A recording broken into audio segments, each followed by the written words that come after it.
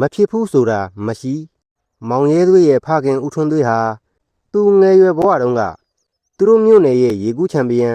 မြို့နယ်လက်ရွေးစင်တူဖြစ်ပါတယ်ဒါကြောင့်ဦးထွန်းသွေးဟာသူ့ရဲ့သားရဲသွေးလူပြိုပေါက်ရွယ်ဖြစ်လာချိန်မှာသူလူရေကူးချန်ပီယံဖြစ်အောင်ကြိုးစားစေခြင်းနဲ့သားမင်းဒီနှစ်နေရာဒီကျောင်းပိတ်ရမှာရေကူးတင်တန်းတက်ရမယ်ဒါပေမဲ့ရဲသွေးဟာ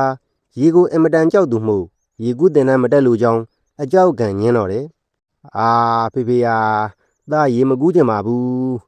ရေကူးတင်တန်းလည်းမတက်ချင်ပါဘူးမတက်ပြရသေးနဲ့ဟာဘာဖြစ်လို့မတက်ရမှာလဲ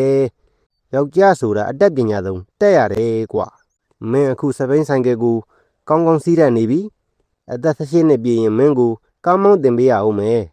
အဲ့ဒီလိုပဲရေကူးလဲတက်ထားတဲ့နဲ့သားကတော့မောင်းကျင်တယ်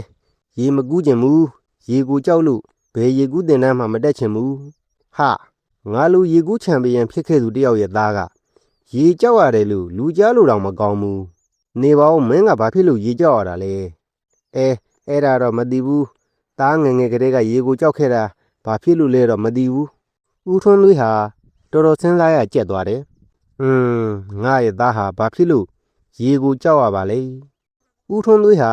သူ့ရဲ့သားငယ်ငယ်ကလေးကရေကြောက်တဲ့အကျင့်ကိုသတိရပြီး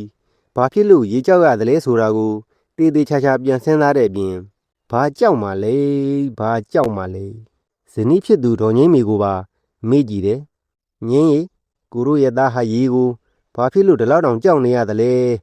မသိဘူးလားကွမင်းရောသိသလားကျမထင်တာကတော့သားငငယ်တုန်းကရေနေဖူးတယ်လေအဲ့ဒါကြောင့်လို့ထင်တယ်နေပါဦး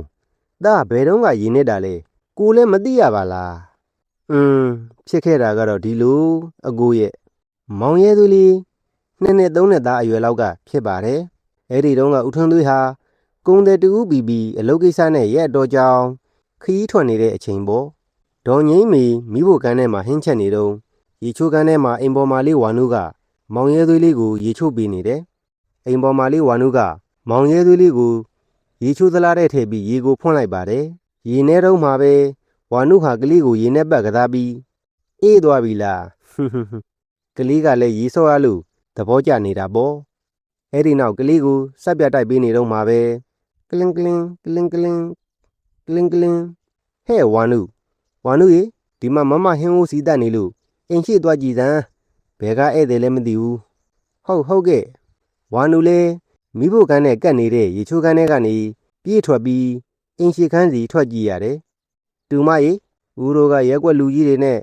နေဗန်တော်တွေပါကွယ်မောင်ငိမ့်မမရှိဘူးလားဟုတ်ကဲ့ရှိပါတယ်ဦးလေးရက်ွက်လူကြီးတွေမှုဝါနုကတကားဖွင့်ပေးပြီးကြွပါရှင်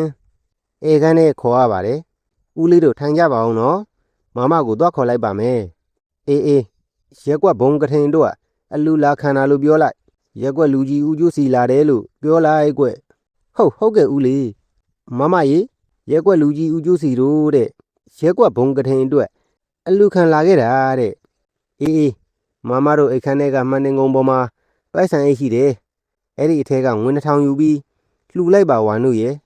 မမဟင်းအိုးလက်လွတ်မရလို့ထွက်မတွေ့တာပါလို့လူကြီးတွေကိုပြောလိုက်နော်ဟုတ်ကဲ့မမဝါနုဟာပိုက်ဆံသွားယူရပြီးဧကန်းနဲ့အလှငွေသွားပေးရပါတယ်အဲ့ဒီအချိန်မှာရေချိုးကန်းထဲကကျွေသလားတဲ့ရေကပြေးလာရာမောင်ရဲသူလေးဟာရေပြေးလာတဲ့ကျွေသလားတဲ့မြုပ်သွားပါတော့တယ်ရေမွန်းသွားတဲ့ကလေးဟာရေထဲမှာကြောက်အားလန့်အားနဲ့ရုန်းကန်နေရှာတယ်ဝါနုဟာရက်ွက်လူကြီးတွေပြန်သွားတော့အိမ်ရှိဘာကြတကားကိုဆွဲပိတ်ရင်းမှ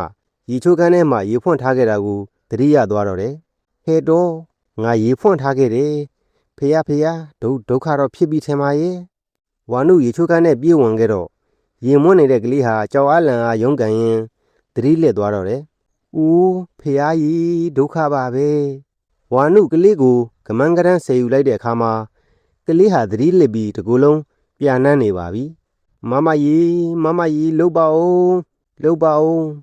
ဒေါ်ငိမ့်မင်းနဲ့ဝါနုတို့ဟာကလေးရဲ့ဗိုက်ထဲဝင်နေတဲ့ရေတွေအန်ထွက်အောင်လုပ်ကြပြီးရှေးဦးသူနာပြုအတက်ကိုလေးလာထားတဲ့ဒေါ်ငိမ့်မင်းဟာတားဖြစ်သူသတိပြန်ရလာအောင်မနေ့ကြိုးစားခဲ့ရတယ်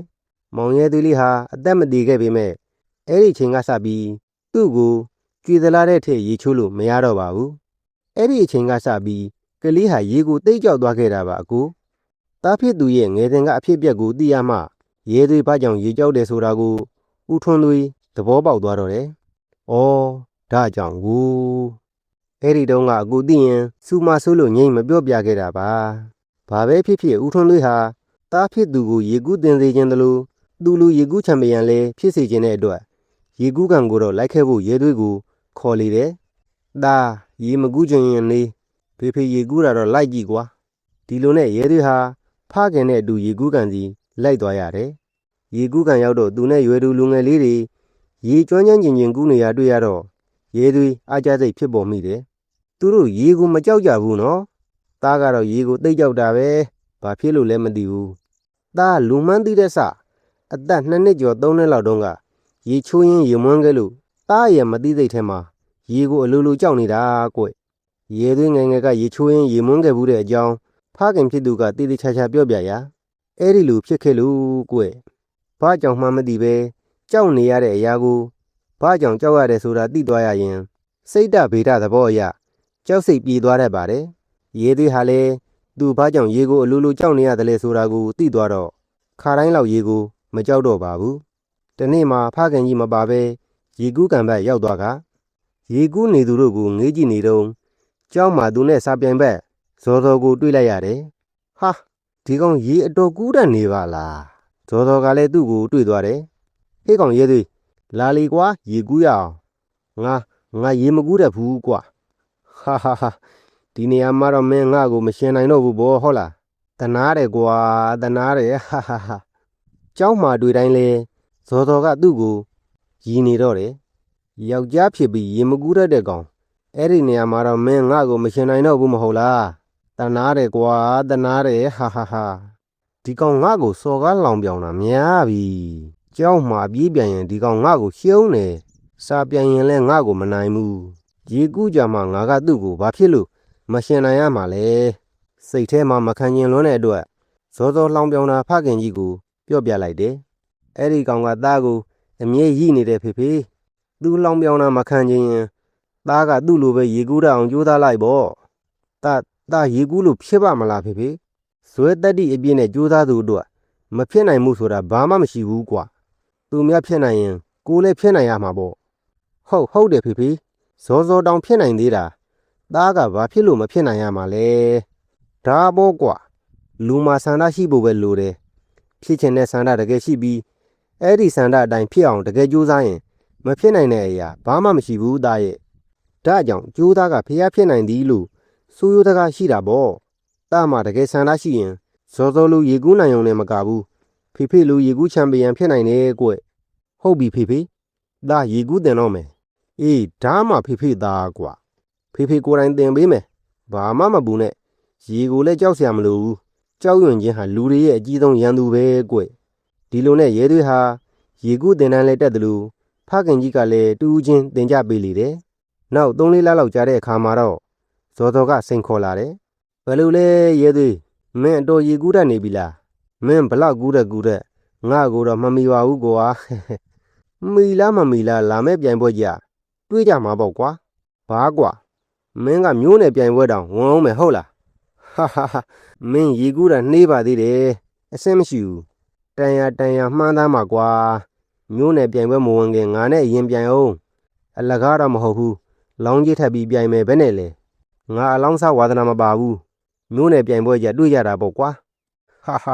ငါကြောက်ကများကြီးကျယ်လို့ဟာကြောက်ရင်ကြောက်တယ်မပြောဘူးရှုပ်ချက်လောင်ပြောင်ခဲ့ရတာခံရပြီမဲ့ရဲသွေးဟာစိတ်ဓာတ်မကြပဲဖခင်ကြီးရဲ့ဆုံးမစကားကိုပဲနားထဲမှာကြားအောင်လုပ်နေတယ်ဒါဘယ်လိုအနှောက်အယှက်တွေနဲ့ပဲကြုံစိတ်ဓာတ်မကြနဲ့စိတ်ဓာတ်ကြရင်စိတ်ဓာတ်ပျက်စီးသွားတတ်တယ်ပျက်စီးသွားတဲ့စိတ်ဓာတ်ကိုပြင်ရခတ်တယ်ဟုတ်ပြီငါစိတ်ဓာတ်မကြဘူးဇော်တော့ထက်တောင်လုံမယ်မျိုးနယ်ပွဲမှာနိုင်အောင်ကြိုးစားမယ်အဲ့ဒီနေ့ကစပြီးရဲသွေးဟာအပြင်းထန်ကြိုးစားလေ့ကျင့်တော့တယ်လေ့ကျင့်ရင်နဲ့ရဲသွေးဟာရေကူးပူကျင်လေလာတယ်မြန်လာတယ်ဒီလိုနဲ့မျိုးနယ်ရေကူးပြိုင်ပွဲကျင်းပတဲ့အခါရဲသွေးလည်းဝင်ပြိုင်ဖို့စီးရင်ပေးလိုက်တယ်ကျွန်တော်နာမည်ရဲသွေးပါမကြခင်တရက်မှာပြိုင်ပွဲစတင်มาတော့တယ်ရဲသွေးကွာရဲသွေးဇောဇောကွာဇောဇောမျိုးဝင်းကွာမျိုးဝင်း အဲ့ဒီပြိုင်ပွဲမှာအောင်ပွဲခံလိုက်နိုင်သူကတော့ရဲသွေးပဲဖြစ်ပါတယ်ဇော်တော်ဟာရဲသွေးရဲ့နောက်မှာများစွာကြံ့ရစ်ခဲ့လေတယ်ရဲသွေးကွာရဲသွေးခုတော့အောင်မြင်မှုတရဖူးကိုရဲသွေးဥဆောင်နိုင်ခဲ့ပြီပေါ့ပြင်းပြတဲ့ဆန္ဒအတိုင်းဇွဲလုံးလာကြီးစွာနဲ့လှုပ်ဆောင်ကြိုးစားရင်ဘာမဆိုဖြစ်နိုင်အောင်မြင်နိုင်တယ်ဆိုတာသိပြီမဟုတ်လားသားရဲ့ဒါကြောင့်ဖေဖေတို့မြတ်စွာဘုရားကစန္ဒာတော်ကိနာမကမ္မံနသိစတိပြင်းပြသောအလိုဆန္ဒရှိသောသူအားအဘယ်မီသောအမှုကိစ္စဟူသည်မပြီးမြောက်ပဲရှိရန်နီလို့ဟောကြားခဲ့တာပဲကွ